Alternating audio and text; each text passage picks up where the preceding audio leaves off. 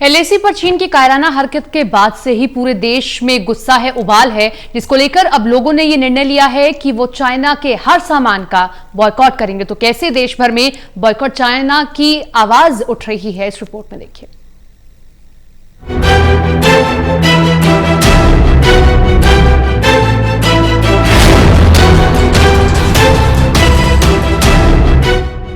चीन शुरुआती समय से एक नीति को लेकर चल रहा है। वो नीति है कमजोर पड़ोसियों को कर्ज के जाल में फंसा कर रखना और सक्षम देशों को विवादों में उलझा कर रखना।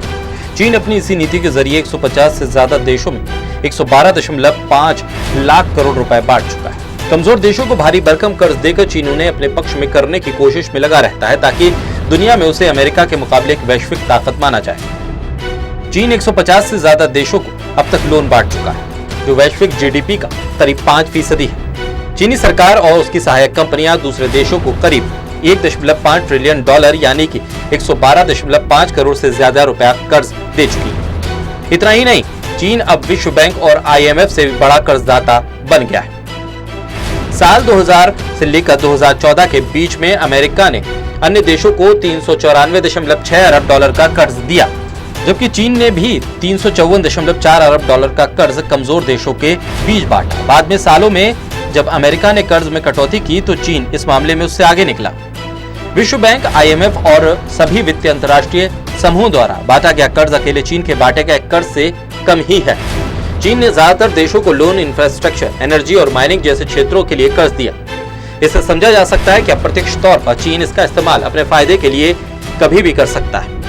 आपको जानकर हैरानी होगी कि 50 से ज्यादा विकासशील देशों को चीन ने जो कर्ज दिया था वो साल 2005 में उसकी जीडीपी का 1% से भी कम था, लेकिन साल 2017 में ये बढ़कर 15% तक पहुंच गया। वही बात अगर भारत की करें तो चीन ने यहाँ भी भारी निवेश कर रखा है। साल 2014 तक भारत में चीन 1.6 अरब डॉलर का निवेश कर चुका था, जो सिर्फ 3 सालों में बढ़कर 8 अरब डॉलर तक पहुंच गया। अगर चीन ने भारत में भविष्य में निवेश को लेकर जो घोषणाएं की हैं उसको भी जोड़ दें तो इसका आंकड़ा 26 अरब डॉलर तक पहुंच सकता है। अब अगर चीन के दूसरे देशों के साथ विवाद की बात करें तो इसकी लिस्ट भी काफी लंबी है। भारत के अलावा किसी न किसी मुद्दे को लेकर चीन का जापान, वियतनाम, अमेरिका, मलेशिया से भी विवाद है। चीन और ताइवान के बीच गंभीर तनाव है। भारत के वाणिज्य मंत्रालय के अनुसार चीन यहाँ स्मार्टफोन, इलेक्ट्रिकल उपकरण, ऑटो कंपोनेंट, फार्मास्यूटिकल उत्पाद, केमिकल, टेलीकॉम, स्टील जैसे निर्यात करता है। विशेषज्ञों के मुताबिक अगर तनाव बढ़ता है तो देशों के बीच व्यापारिक रिश्ते खराब होते हैं। तो इसका सबसे ज्यादा नुकसान अभी भारत को ही उठाना पड़ेगा।